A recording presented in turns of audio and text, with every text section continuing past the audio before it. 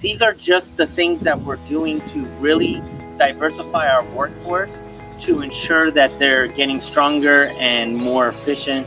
So this is the type of things that we want to have teammates that are equipped, they're confident in what they can deliver, and they are knowledgeable in being able to do that, and they're motivated to keep in step with the rest of the team. And we're doing that across the board on the rec side, on the park maintenance side, and I call it the soft delivery of engagement and the hard delivery of infrastructure.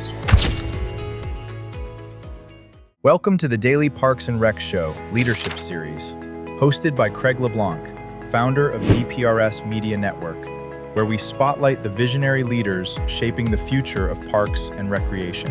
In this episode, we sit down with Parks and Recreation Director Sean De Palma to uncover the strategies, leadership mindset, and innovative playbook behind one of the most impressive department turnarounds in the country. If you're looking for practical ideas to elevate your parks, empower your team, and create lasting community impact, this is an episode you won't want to miss. Let's dive in. All right, we are live again. This is Craig LeBlanc, your host of the Leadership Series. We are part of the Daily Parks and Rec Show, or DPRS Media Network. We now have 18 shows airing weekly, or some of us daily, all talking about parks and recreation and the great work that's being done across our country and every community and every county through the Parks and Rec Department. Today, I have a very special show. It means a lot to me because it's coming from Brownsville, Texas. And I love Brownsville mainly because I'm one of those space nerds. And so I've been following the work of SpaceX for quite a while. And Ground Zero for SpaceX is in Brownsville, Texas, one of the great Texas cities of America. And I have Sean De Palma. He's been there for 2 years. And after doing my show prep call with him, I was like, Sean, we have got to get what you're doing, your playbook on how the work you're doing in Brownsville. It is just an amazing job and shows that I think what you're going to see today is the difference that leadership makes in a Parks and Rec department, and that he has taken Brownsville and elevated it at such a pace that it's just breathtaking what he's done. And he's got so many little tricks and stuff that I think could be done in every park system in America. And so I'm really excited to have Sean on the show, and hopefully we can do a couple other pieces of content with the work that Sean's doing over there in Brownsville. I'm not even sure if Sean knows how exceptional the job he's doing is, but after interviewing so many countless Parks and Rec departments and professionals and seeing what they're up against and how they're handling their problems, I think he's got some amazing secret sauce. And so hopefully we can kind of get the word out about what they're doing and highlight. Sometimes in Parks and Rec, you're just like, I'm just doing my job and nothing special here. But I'm telling you, there's something very special going on in Brownsville, Texas with their Parks and Rec department. So it's going to be a great show. All right. So, but before we get started, I just wanted to kind of highlight the other shows that we have. And so, first, let's go ahead and encourage everybody to follow us on YouTube, subscribe to us. We're trying to get our YouTube count up above 1,000. We picked up like 150 new subscribers last week, and we have done a horrible job promoting our YouTube channel. We have over 600 videos, so it's our entire content library. We also have a great content library on Spotify. And so if you want to go back and watch some of the great content that the Parks and Rec professionals are helping us to put out there, you can find our entire content library on YouTube. And but right now, YouTube doesn't allow us to go live till we get 1,000 subscribers. So please go ask everyone, your kids, your grandma, your neighbors, go subscribe to YouTube just to get us above that 1,000 mark so that we can air live, not just on Facebook and LinkedIn and X, but now on YouTube. We're going to show the TV guide. So this is kind of dated because now we have 18 shows, but it kind of just shows that the vision of the media company is to create like an ESPN network of shows, but all for Parks and Rec. And so that's what DPRS Media Network is. It's a network of shows that talk about the different topics of Parks and Rec that are vital to running a Parks and Rec department. So the show that you're on right now is the Leadership Series. I'm the host. It's Monday through Thursday, 12 noon. We've been doing this since the beginning. Papa Jay, a recently retired Parks and Rec professional out of California, highly decorated over there, now agreed to help me pick up that Friday noon slot. So it's more of a continuation of Leadership Series, highlighting the professionals of Parks and Recreation. Then we come to our 1:30 time slot, which soon in a couple of months is going to be moving to a 1 p.m. time slot. But we have kind of like our Technology Mondays where we talk about, we have our Smart Parks show and we have our Parks and Tech Collective. Both of these shows are on technology. Dave Ramirez hosts the Smart Park show, and it talks about how Parks and Rec are becoming like smart cities, smart parks, and where their infrastructure is tied to their laptop or iPhone to where they can control splash pads and bathroom door locks, parking lot lights, all with the swipe of a button on your iPad. And this way, you're not having to send, men and trucks out to turn off a breaker box when something was left on by a coach. You can actually literally just put it on the app and just turn it on from anywhere in the world, really. And so that's all about your infrastructure becoming smarter infrastructure. And then, of course, we have a software show, which is the Parks and Tech Collective. We partnered with Amelia to create a great show about how software is changing how Parks and Rec professionals are connecting with their community, are scheduling their kids to come take advantage of all the programming that's offered. And so that's kind of our Monday lineup. Then on Tuesday, every Tuesday for the entire year of 2026, we produce a weekly show with the help of John Prue, all on the military recreation. So it's called On the Front Line, the Military Rec Show. Now in the military, they call it MWR, which stands for Morale, Welfare, and Recreation. And fun fact, did you know that when you are a Parks and Rec director in the military, your title is called the Fun Boss? And I'm like, okay, we need to have a rebranding because I think all Parks and Rec directors now, new title needs to be the Fun Boss. But John does a great job highlighting what Parks and Rec professionals on military bases do for our soldiers and their families and the children that live on base. And it's quite a big deal. There's over 300 bases globally for our military. And inside of every base, there is a full-blown Parks and Rec department that does everything for these families and these soldiers. And so it's a great show every Tuesday, 1:30 p.m. Eastern time. Then that brings us to Wednesday. We have 3 shows scheduled on Wednesdays. We have Safe Spaces and Green Spaces, where we talk about mental health and the role that Parks and Rec plays in creating a safe environment for everyone in our community. Then we have the Rec Room, which is Henry County, Georgia, agreed to get all of their leadership team to discuss 12 topics a year. So they just pick a topic that's very commonly faced in Parks and Rec departments, whether it's master planning or youth sports or aquatic centers or festivals or special events. And you've got basically the 5 people that put on special events. And we just really dig deep into these topics and show you how a well-run Parks and Rec department handles all these different parts of Parks and Rec. Then we have one of our latest shows, thanks to Beatrice out in Hollywood, California, who is a very accomplished ballerina. And she's a world-class choreographer that has produced films for the Hollywood, for the movie industry, for music videos, but always wanted to find a way to offer her ballet classes and her dance classes to people who really could not afford her classes. So she was able to partner 20 years ago with the local Parks and Rec department and offer world-class ballet school to children who would never be able to afford her classes, and has been doing this for over 2 decades. And so she started a show that every twice a month, soon to be every week, and it's called Arts in Parks and Rec. And this is for the visual arts, the performing arts, dancing, musicians, because there's great arts programs being run in so many of our Parks and Rec departments. And we wanted to create a show that just highlighted that work that they do. All right, so then we move to Thursday, one of our oldest running shows with the help of Aaron Locks. This is Youth Sports Mastery, and where we talk about rec sports and how that's so powerful for our local communities. And it's not just catering to the potential D1 pro athletes, but I'm talking about the little kids that probably will never do organized sports beyond what they do at the rec level when they're in grade school. This is pretty much their exposure to organized sports and how important it is to hand on those life lessons that many times can only be taught through coaching and team sports, and that those lessons and relationships they carry with them for life. And so we've done such a great job Aaron's done such a great job with that show. He's booked out pretty much for the rest of the year.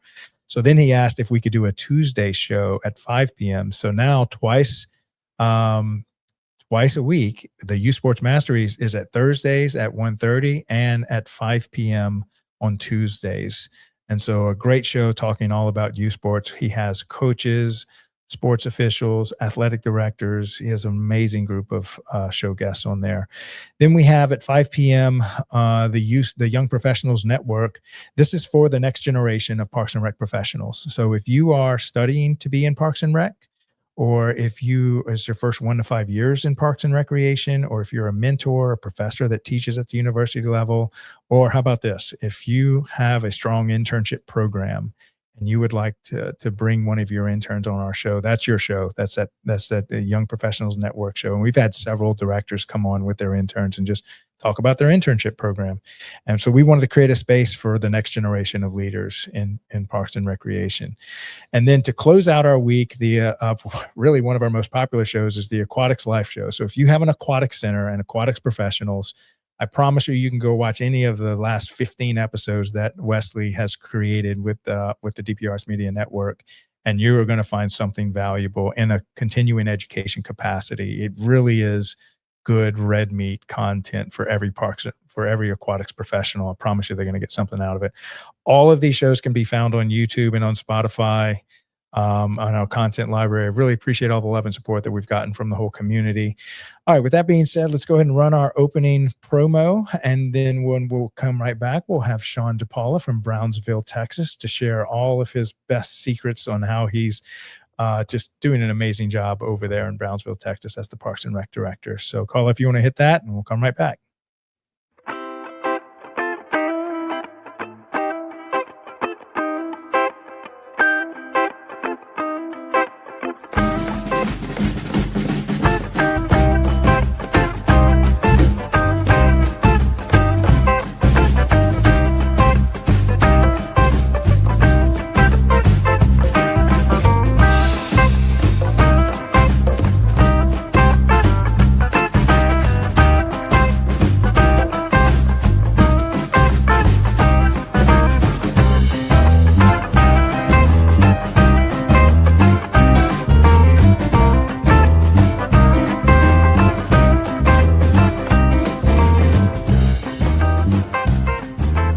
Technology isn't just changing devices, it's changing communities. It's changing how we connect, how we lead, and how we create experiences that bring people together. Because today's parks and recreation industry isn't only about fields, facilities, and programs. It's about innovation, smart systems, digital experiences, and the people transforming ideas into impact. Behind every thriving community, there are leaders embracing change.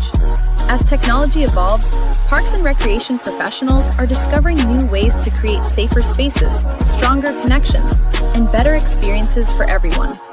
This is where conversations meet innovation, where ideas become action, where parks and technology come together. Welcome to Parks and Tech Collective, streaming on DPRS Media Network.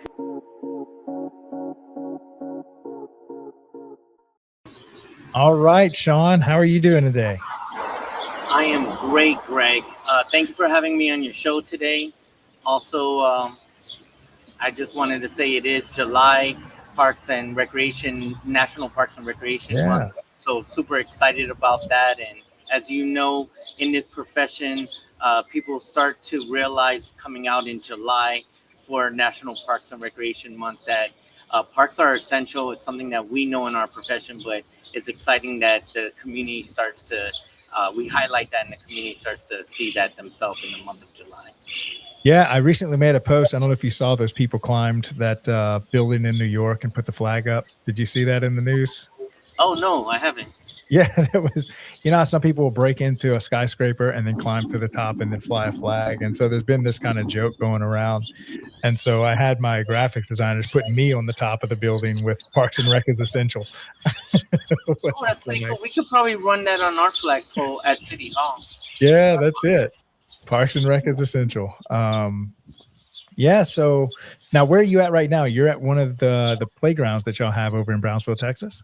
Yes, we're at one of our community parks. We're roughly about less than a mile away from the Rio Grande and the U.S.-Mexican border. We're in downtown Brownsville itself, and this park is a historical park of family. One of the more prominent older families in the community donated this property. It's called McNair Park. But last year we put a brand new playground in. We renovated in-house completely the basketball courts, including backboard and so forth. Installed some other camera systems. Those wooden benches, I don't know if you get to see them. There's about 16 of them throughout the park. 8 of them throughout the park. Sorry, we cut them in half. That were completely made in-house by our staff. So we really appreciate this park, and it's just one of our very intimate community parks that gets heavily used, especially in the evening time. Yeah, yeah. And I know, like many cities, Brownsville is no exception. How old is your Parks and Rec? Do you have any idea when the Parks and Rec department of Brownsville officially started, or what's kind of the story behind that? I actually don't know the heritage of the Parks Department. I know that at some point it was more of the baseball community putting together to have a municipal park system. The actual park system and soccer, soccer as well, because people were donating land to actually create a safe space within each of the communities within the city. Prior to that, and that has to be about 70 to 80 years old. Prior to that, I'm not sure, and that's definitely something we can look into. Yeah, and I think one of the things that y'all were facing, because you've been there for a couple of years, and like many older cities, you walk into a massive deferred maintenance wall that just seems almost insurmountable.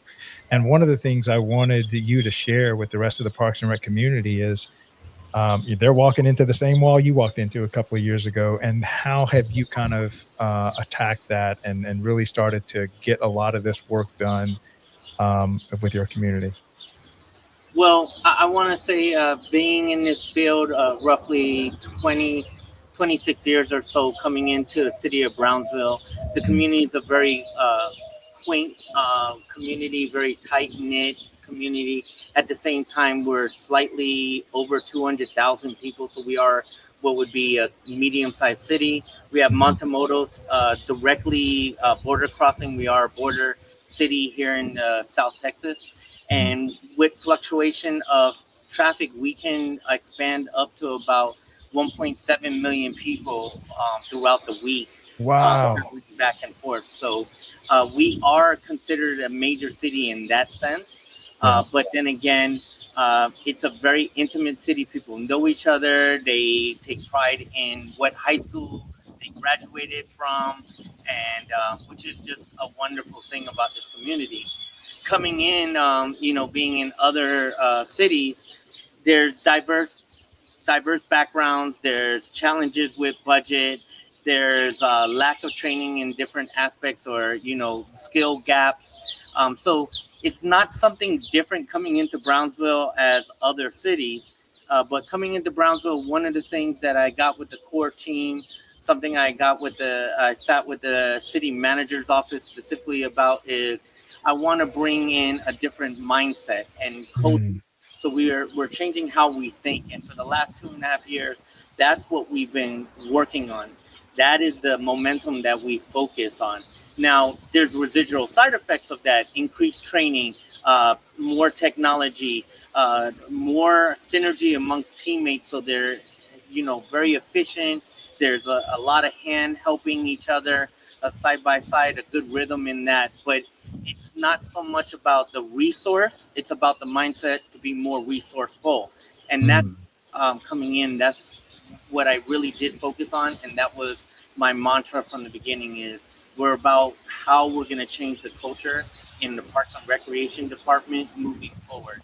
And it's paid off dividends, in my opinion, and what I've heard from the community directly, and of course our community partners.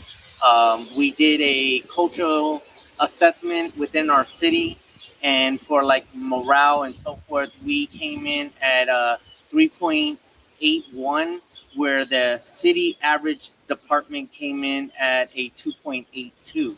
So Wow. we surpassed that tremendously. And we're really excited about that. I'm very proud of this team. It's a family setting, and it's a really solid team setting. Yeah. Now, as far as the deferred maintenance, so if you're looking at all the different little projects, and these don't have to be like rebuild an entire playground, it could just be a park bench is broken or a gate is just rusted apart. And so one of the things we spoke out about is you notice the volume of work that could be done by a welder if you just had one on staff. And so rather than, paying a contractor to come in and spending a lot of money, your thought process was, what if we just hire and train our own welders that worked for the Parks and Rec department? And then we've got like years of work lined out in front of them. Kind of what was your process of thinking behind that? And then how did you hire your first and your second and kind of add to your team? Okay, so thank you for posing that question. So prior to this, I've always been someone that we look for opportunities of improvement, and really self-reliant with the team as a whole. So coming in and having that mindset, deferred maintenance, and I'll go to the welders. When I came in, we didn't have anybody that did any spot welding. If we needed something that was welded of any sort, it had to go to a work order to another department. So we were really relying on the workload of a sibling department, which was already somewhat stretched, or we had to find some funding to hire a contractor to come in and go through a whole bid process and so forth.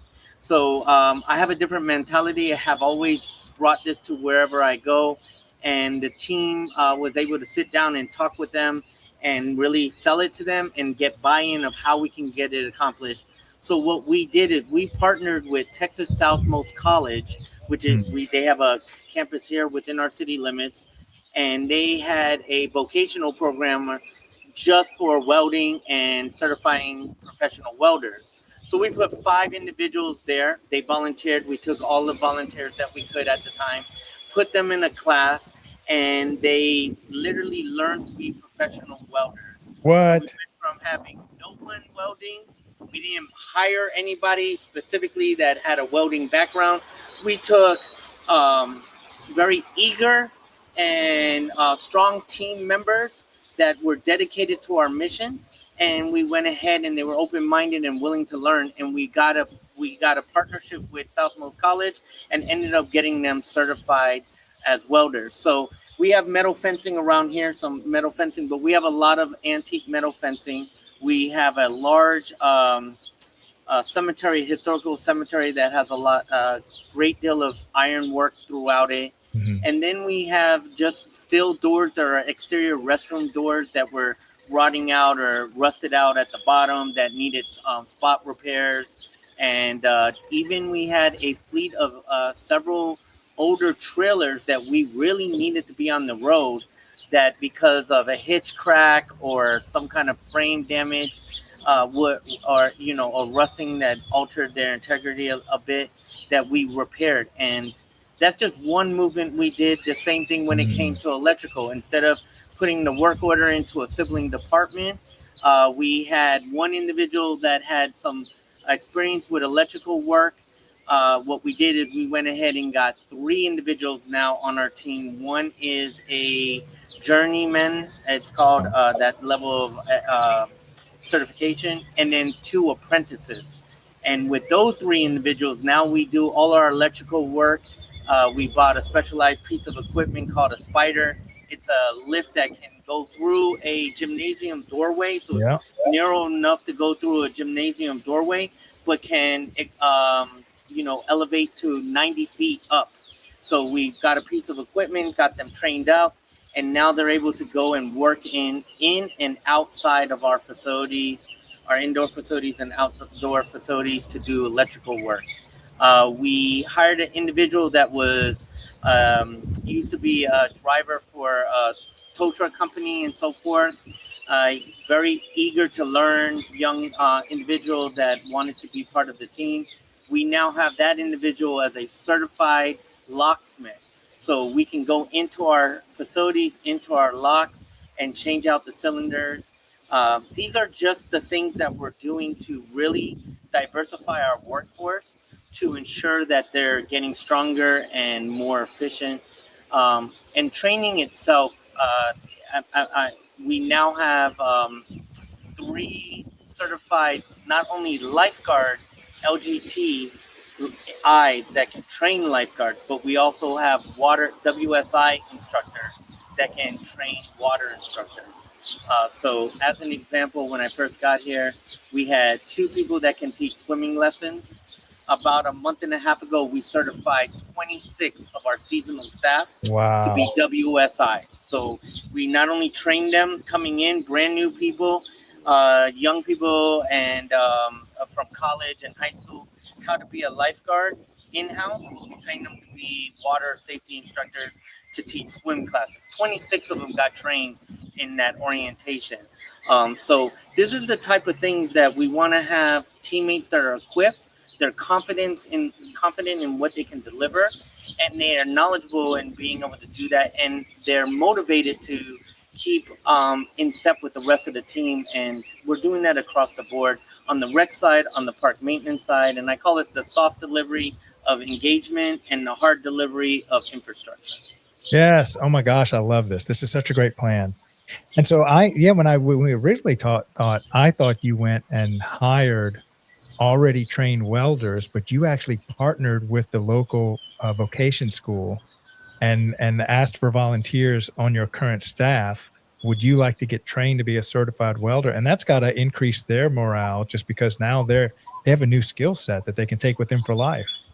Yes, definitely. And it empowers them to be able to solve issues and challenges on the ground level while they're in the midst of the battle of serving the community, and the battle of these obstacles of infrastructure being deferred maintenance, or just needing to be replaced or repaired quickly. And it's a real huge morale booster. And another thing, I do want to give a shout out to our partner at TSC. They didn't charge us $1 for any of that training program for all 5 teammates. So that was very, very enriching.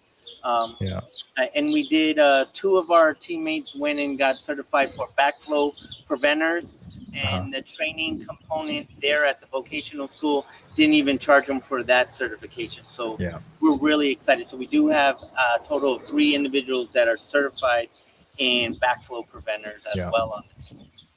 Yeah, and I imagine that as technology advances and we get, robotic mowers and AI, then it's almost like the humans are like, well, now what am I going to do?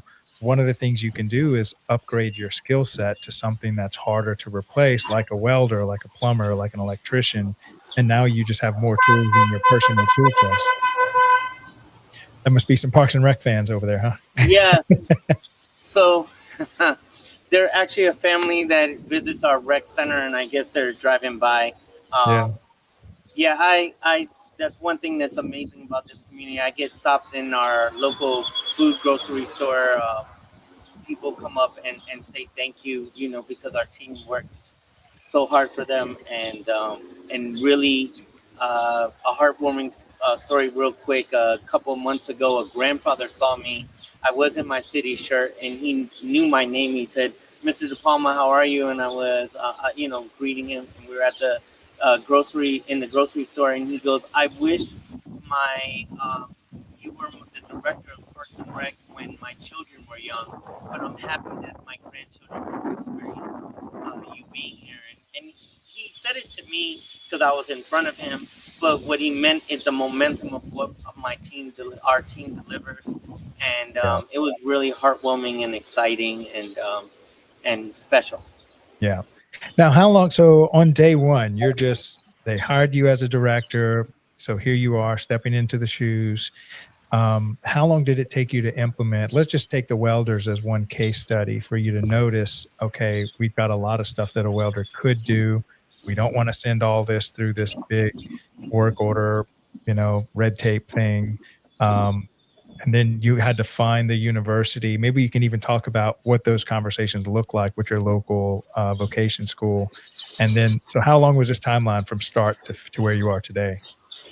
Well, I'm fortunate enough to have grown up in Parks and Rec from 15 and a half as a seasonal lifeguard and progressed up to my position as a director. It was very obvious very quickly that we have a park system that needed a lot of strategic attention and just care and love towards it. And the fact that as I interacted with the teammates, there was a skill gap of what we have and what we really needed. And then in the midst of that, there were our traditional opportunities to overcome, such as stepping in, and the budget was due. We were hosting a statewide Texas Games. And in the midst of that, we were removing the deputy director. We had to move some positions around fairly within the first couple of months. So as we start to stabilize, I would say about month 7 or so, it was just time to really pull some triggers and make some key changes. And one of that was to lay out the strategy, got with the team, especially frontline maintenance supervisors, frontline rec services supervisors, and really find out and have a clear, we knew what the challenges were, but now have a clear path forward. And one of those were, how do we take on our community partners that. Oh, well, we might have lost him, but that's a perfect time for a commercial break. Hopefully we can get him back to finish up all the stuff that he's doing over there in Brownsville. Carla, why don't you go ahead and run the 2 promo spots, and hopefully we can get him back to finish up our show. In today's parks and recreation industry, communication, safety, and efficiency go hand in hand. That's where Outdoor Link comes in, delivering smart technology that empowers city departments and community planners to do more, smarter. Outdoor Link's platform connects and automates everything that keeps your parks running smoothly, from lighting and locks to signage, water features, Wi-Fi, and digital advertising. Control and schedule park lights for safety and energy savings. Remotely manage facility access. Coordinate fountains and splash pads. Provide public connectivity.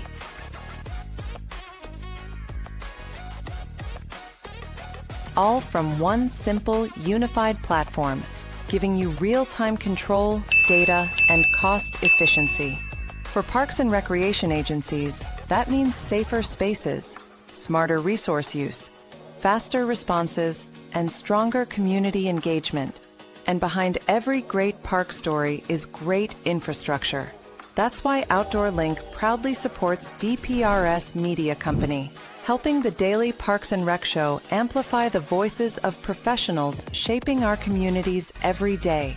Outdoor Link, smart, connected solutions for parks, recreation, and beyond. They say it's just rec. Just rec, where kids learn to try again. Just rec, where confidence begins. Where teamwork, effort, and fun matter more than trophies. It's not about perfection. It's about participation. It's not just rec. It's where kids learn to love the game and themselves. It's just rec until they learn teamwork for life. It's just rec, but it's everything to them.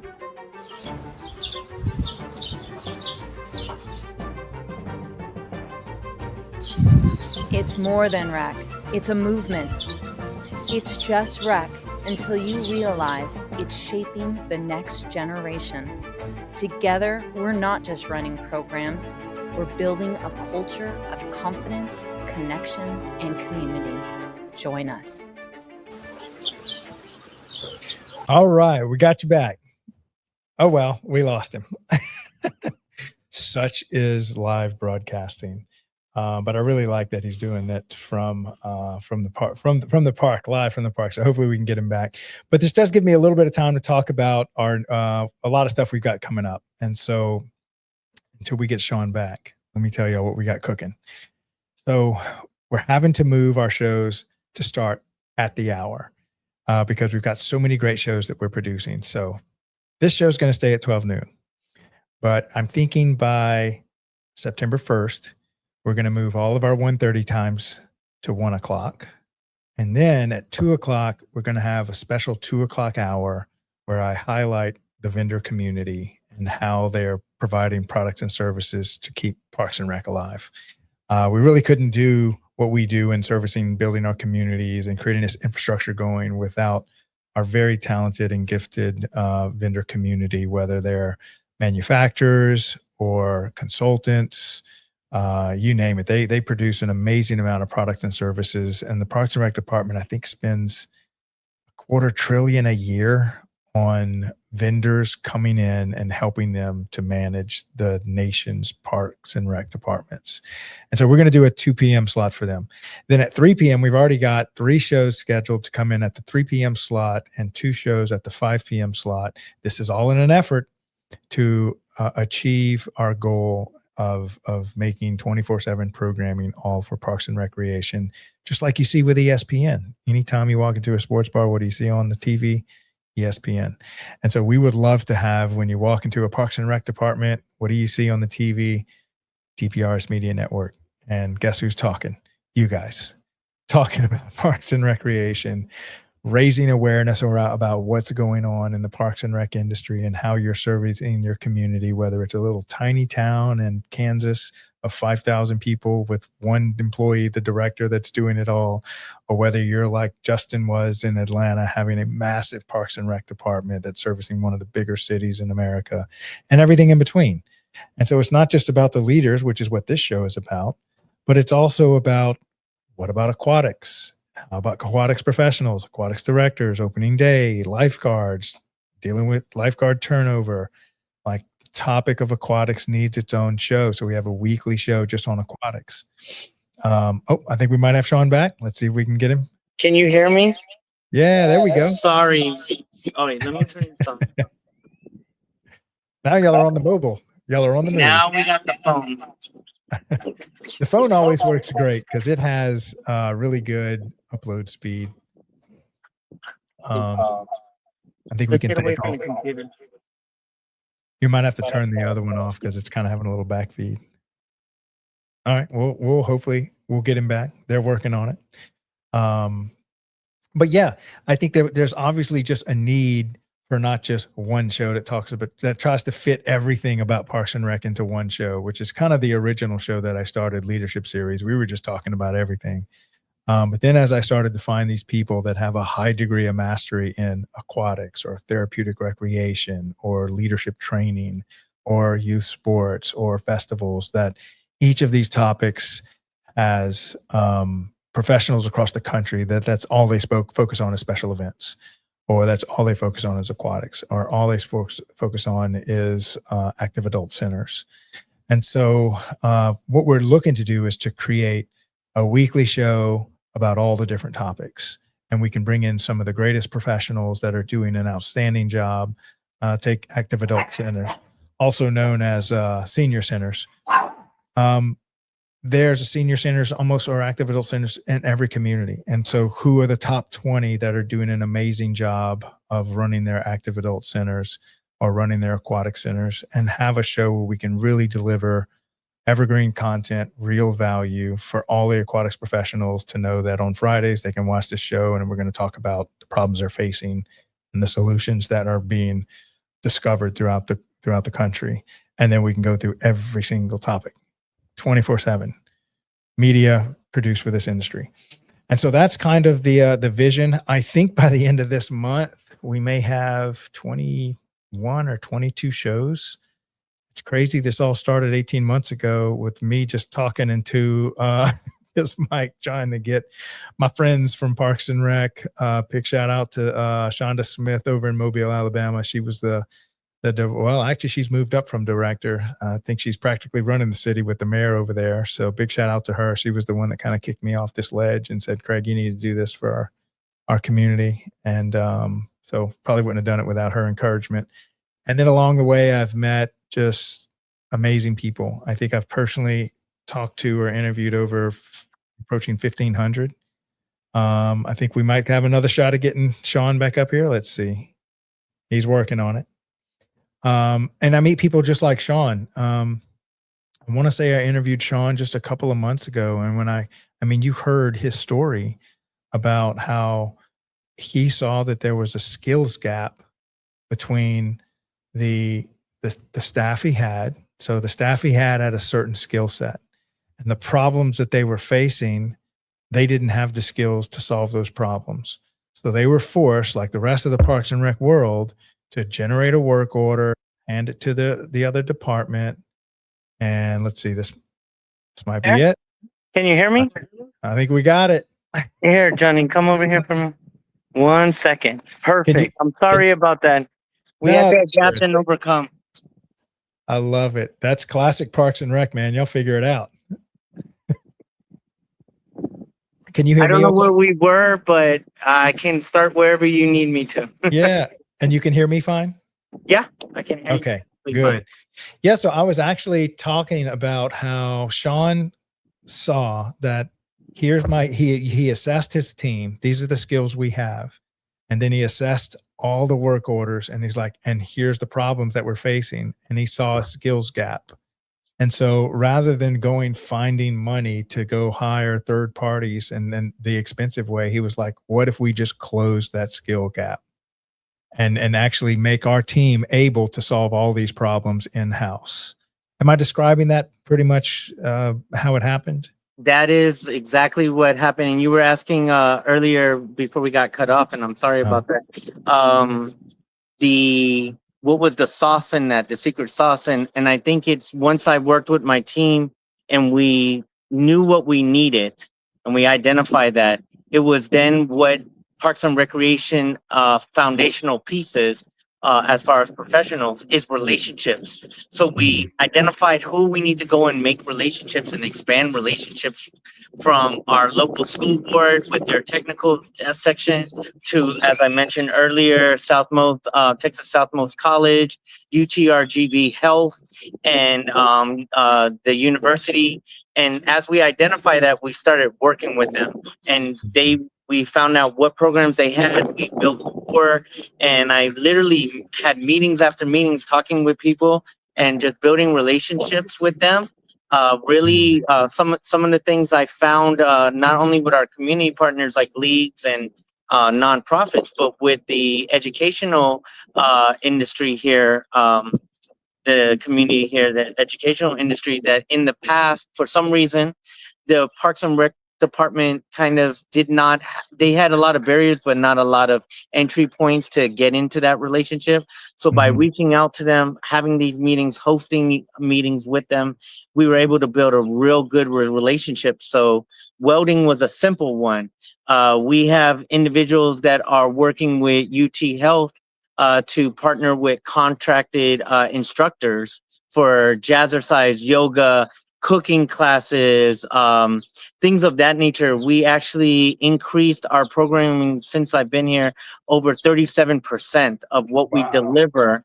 Not special events, that's a whole nother large percentage, but just programming that we deliver to the community, opportunities of wellness and health because of building those relationships and really cultivating them and keeping them, intact, and also being a great partner to them as best as we can. And that's the secret to the sauce, is the relationships. As far as expanding the capacity of the team, is also expanding the relationship with others in our community. And so, I mean, as you have explained it, and I think I could probably explain this to the rest of the Parks and Rec world of America in 5 minutes, and it seems to just make so much logical sense. You assess the skill of your team, you assess the skill that it takes to solve your problems, and you close the gap by partnering with these local people like you just described, whether it be universities or other VOTEC schools or something. So what do you think is holding a lot of other cities back from just imitating what you do? Is it more of a cultural thing, or where do you, how can we help close the gap similar to how you did? I'm gonna say it goes back to the relationships. Are you willing to have the relationships? Are you bringing in your teammates from sibling departments to go out with you to have these relationships? I'll give you a prime example. Recently, about 6 months ago, we brought on a trailer that we call the Dignity trailer. What this is it's a portable restroom unit that also has ADA accessibility for wheelchair and showers built in, because there's parents that have family members with special needs, both children and adults, that may have accidents or situations at one of our events or activities that are remote and need to go to one of these units. And we bought a Dignity trailer. It was about $170,000 unit, but we didn't have the money. So we went out and campaigned to our local hospital, our local community businesses, as well as our educational institution. And the city only put in about $50,000 to that purchase. Now we have their logos on it. That was part of the deal, but that's a good thing. It shows partnership. It brings a tool to our department, and it was all based off of relationships. But to even get to that point, to do the purchase of that unit, as all of us in Parks and Recreation know, procurement is a interesting place to navigate with in municipal government. And it's going to the, we went and sat with our procurement department, and we had a conversation. Here's our objective. Here's how we're thinking we can get there. How can you help us get there? Going to our commissioner, our city manager, and getting approval and buy-in, then going and getting our commissions to help and campaign for this partnership, and then how to bring that money in to make that purchase. But that's an amazing tool that we have as a department to bring to our special events and our activities to service the community. And it was majority the community partners that we had, and it starts with relationships. Yeah. Yeah, relationships are important, and really the Parks and Rec director is kind of the head relationship builder. You know, he gets it started. and I think it's important because you see the problems and opportunities firsthand. Like you see the needs that the community has. They're coming to you with their needs, and then it's up to you to figure out how we get this accomplished. Do we need to partner with, you know, local businesses? Do we need to partner with universities? How do we make this happen? And maybe we can do our part, but it's just a part. It's not the whole thing. People will help you out if you just let them know that here's the problem. Can you help me solve it?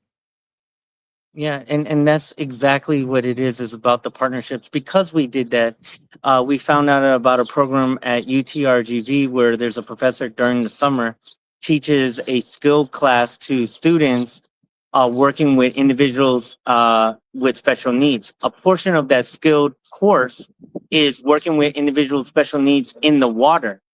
So they utilize our pool, and our lifeguards are able to go into that class portion and learn that specialized training so that they can better serve our citizens that have special needs that visit our pool.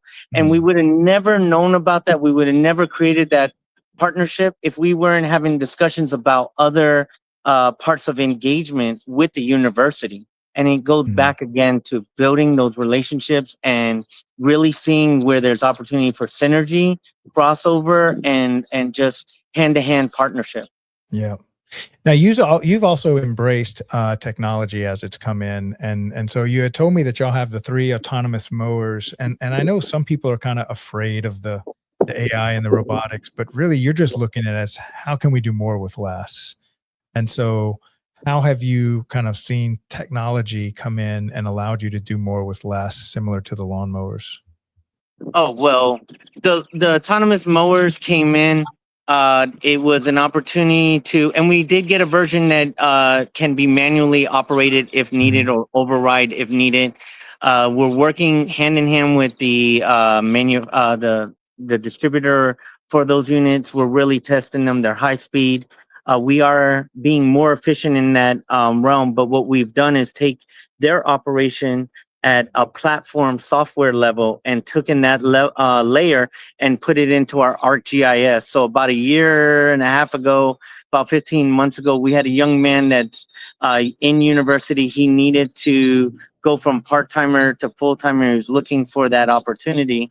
And one of his skill sets is programming and technology. So we needed a software system.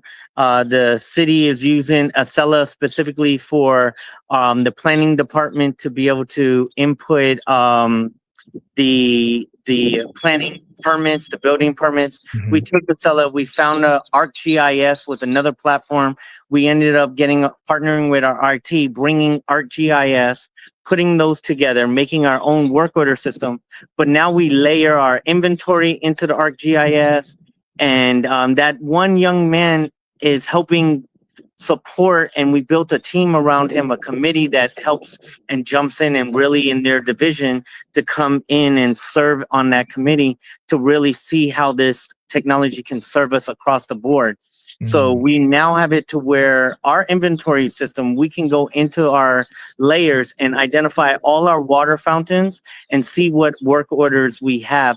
Only the history is about 15 months old, but as we progress, and where they are, what they've been serviced from, and what model they are, and when they got put in. And then we're keep doing that. We're going to go into a tree survey soon, and then layer that on a trail survey with one of our multimodal partners, and put a layer of that. So we're really trying to be great stewards of the tax dollar through technology. Our police department was blessed with drones. High-speed drones. They cut their response time from 4 minutes to at least 30 seconds to have a drone over the scene. Well, we're now going to partner with them this upcoming fiscal year to buy 2 drones that will then do surveillance on our trail system, and they'll run the routes of our 47 miles of trails, a portion of that at first, to really see if there's graffiti, if there's a water leak, if someone is in need of help. And it will go ahead and link up. They deploy themselves and then they come back. But we're trying to piggyback off our siblings that have technology as well. So we're really advancing that. We now have trained our frontline supervisors to go on their smartphone. Like you've seen with other apps, they take a picture of something that's that needs to be repaired and put a work order. But our frontline supervisors are able to then go to the location, see what their team did, make a note. Does the team need to come back? Is it completed? Right there, instantly close out the work order with photos, with documentation, and we just keep on building off of that. And it's becoming very, very beneficial to us. Oh, I love that. I love that. It's music to my ears. So, all right. So now your city is now home to, I think, going to be one of the probably the largest company in the world in SpaceX. And so if you ever want to go see space innovation at its finest, you can go to Brownsville, Texas, and they will show you. You can actually almost drive up to the rocket. I actually did that. So I'm looking for any excuse to come back and see where the progress they've made. But you've got several partners, not just SpaceX, but you were telling me earlier about the LNG plants. And so how do you kind of partner with them to make sure that the community, their companies, employees reside in has beautiful parks and beautiful programming? Is there any, you're in charge of these relationships or reaching out to them. How do you kind of reach out to them and involve them in the work that you're doing? Well, SpaceX is gonna be the 3rd year they're involved in our Space Fest. We do have space tourism here in the state of Texas, and we're one of those members of a Space Tourism Chamber. And SpaceX partners with us on that, as well as the Musk Foundation has applications to get funding that we pursue as well. LNG is a great partner to the city overall. They recently bought our fire department special apparatus, over $1 million worth of apparatus to be able to help service the new facility as it comes online. And LNG as a whole, there's members that have been utilizing our parks, and during our master plan engagement series last year, we've actually. Oh no! So close. We were at the finish line there. Hopefully he'll come right back. I did have a special question for him.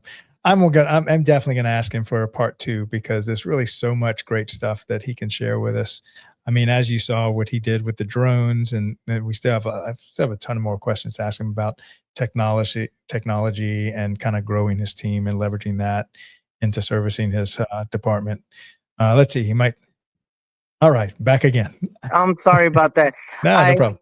I want to apologize up front. I was trying to get outside with the sunlight and parks, but maybe I should have done it in my office. That was a I great would have idea. had all the technology. Yeah. But the bottom line is we do a lot of engagement with our master plan. Last year, that was one of the first initiatives that I brought in.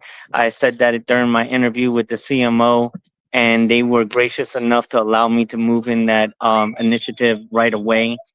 We now have a codified 10-year master plan, but during that engagement, we got with some of the LNG engineers, and they're going to be partnering with us with 3D programming for youth. So we have a lot of different irons in the fire progressing. We have a lot of finished products, and we have a lot of projects moving forward. I was able to get a project manager and support for that project manager, a support member and a administrative support member. And we went from roughly about 7 small projects that the department was doing when I first stepped in to right now we're about 80 projects, varying from very small to very large, as far as we're putting 2 splash pads in currently. We're in the midst of doing that. Last year we did 5 playgrounds. We've already done 2 this year, and we have about 4 more on the schedule for this calendar year. So we're super excited about our projects. Oh, fantastic. All right. Well, look, I definitely want to do a part 2 with you because I've got so many other questions for you. But I really appreciate you coming on the show today. And I do have a question for you from our previous guest. Yes. So that's kind of a tradition we have where our previous guest will leave you a question. This question comes from Dave Ramirez. He was over at Hillsborough County. I don't know if you ever ran into him. He was there for like 30 years. I've met a few people from Hillsborough County. Dave might have been in maintenance management school at Ogle Bay with me, possibly. Yeah. His name kind of rings. Yeah. Okay. So his question for you, this is a fun question. What's your favorite food that you had over the 4th of July weekend? My favorite food it's not a food, it's like a treat here, is aquafesca, which is like flavored water. And it's all natural. It's usually I had cucumber, and it has sugar in it, so it's sweet, but it's like a dessert in liquid form, and it's very regional here, and I love it. And we have great community partners with Aquafesta Victoria, which is a local mom and pop firm or business here. Yeah, fantastic. Now, what question would you like to, and it can be a fun question or a serious question, but what question would you like to leave for my next show guest? What is the most comfortable pair of shoes that they wear to be as versatile as they are? Oh, I love that question. All right, so what's your answer to that one? Oh, for me, it has to be my. Oh my goodness, what shoes? It has to be my Ariats. I have like casual work boot type thing. They're steel toe, but they look very casual, so I can wear a suit casually with them. So I'd say it's my Ariats. Oh, I love those. Now, when is that Space Fest coming up? That is a great question. I think we're in September for Space Fest, I believe. I apologize. Space Fest, yes. All right, I'll get back with you on that. I may want to go attend that just for my own personal reasons, and maybe I can bring the Daily Parks and Rec show live to help cover the event and knock out 2 birds with 1 stone. Perfect. Tour your facilities and stuff. Well, Sean, thank you so much for coming on the show today. Let's do this again. I think you've got so much more to share with the Parks and Rec community, and you're doing a fantastic job. Please congratulate and thank your team. I think y'all are setting a great example for the rest of America, and keep up the great work. Thank you very much. You have a wonderful day. I appreciate all you do for our profession. Thank you. Yeah. Thanks a lot, Sean. Have a great day. Bye. All right. So that was, so many good things that's going on over there in Brownsville, Texas. And Sean is doing an amazing job. So many great leaders in Parks and Recreation. And I'm really glad I was able to get him on the show. It's only taken us, about 1,500 tries to find each other. But I may end up going to Space Fest just so that I can see. That's my world. That's what I do in my part-time is I just watch the space industry, and ground zero for the space industry is Brownsville, Texas, over there in Boca Chica? I think it's where SpaceX's headquarters is, but I think it's like 30, 40 minutes from downtown Brownsville. So if you ever get a chance and you have little kids that are big into space and space travel and stuff, you have to drive down to Brownsville. You're going to see one of the best Parks and Rec departments run by Sean De Palma. And you're also going to see, in my mind, one of the greatest engineering accomplishments of mankind's history. And it's you can literally drive up to it and park probably 50 feet from where they're making it. Your kids are going to love it. So hopefully I can bring DPRS Media down there and cover it, and then also get to see Sean's Parks and Rec department. All right, so that's all I have for y'all today. Stay tuned. Coming up next at 1:30 p.m. Eastern Time, join the Parks and Tech Collective, hosted by Ali, featuring special guest Jennifer Kashner, Recreation Manager from Grapevine, Texas. Don't miss this insightful Parks and Recreation and technology, all coming up with the Parks and Tech Collective. We'll see y'all here shortly, and y'all have a great rest of y'all's week. Love you guys. Thanks a lot. This episode is brought to you by SDSU's Sports MBA program. If you're passionate about sports and want to work in the women's sports industry, then this is the time to pay attention. SDSU's program is 12 months accelerated hands-on learning where students have actually gotten to work with teams like the San Diego Mojo, partnered with the Farmers Insurance Open, and visited headquarters like the Upper Deck or Callaway Golf. It's built for people who want to be in rooms like that. So if you're interested, deadlines are approaching. Learn more or apply with the links in the description. In the parks and recreation industry, attention is limited, but influence is everything. Every day, thousands of parks and recreation professionals make critical decisions. Decisions on infrastructure, programs, technology, and vendors. The question is your brand part of that conversation? DPRS Media Network was built to answer that question. We are a dedicated media ecosystem focused exclusively on the parks and recreation industry in the United States. Through a network of daily and weekly shows, we inform, connect, and influence this audience. Our distribution spans multiple platforms: LinkedIn, Facebook, YouTube, X, Instagram, plus email campaigns, newsletters, podcasts, and live event coverage. This is not a single-channel strategy. It is a multi-platform media engine. Today, our network reaches over 214,000 connections, including 51,000 on LinkedIn, 64,000 on Facebook, nearly 40,000 email subscribers, and thousands more across podcast and social platforms. While some audiences overlap, our true value is not just reach, it is relevance. We speak directly to parks and recreation directors, program managers, and industry leaders, an audience that is highly targeted and actively engaged.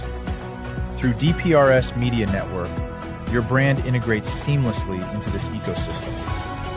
Through sponsored show segments, targeted advertisement placements, podcast features, and host-read promotions, even custom branded content. Not as interruptions, but as part of the conversation. And we don't just operate online. We attend over 15 major parks and recreation conventions each year, reaching more than 24,000 professionals in person. Through live shows, interviews, and on-site media coverage, we position our partners at the center of the industry. Every piece of content we produce is amplified across our entire network. Multiple shows, multiple hosts, multiple platforms. Your message doesn't appear once, it multiplies. This is more than advertising. It is strategic positioning within a trusted media network built specifically for the parks and recreation industry. If your goal is to reach decision makers, build credibility, and stay top of mind, then it's time to partner with DPRS Media Network. Apply for partnership or sponsorship today. Let's position your brand where the industry is already paying attention.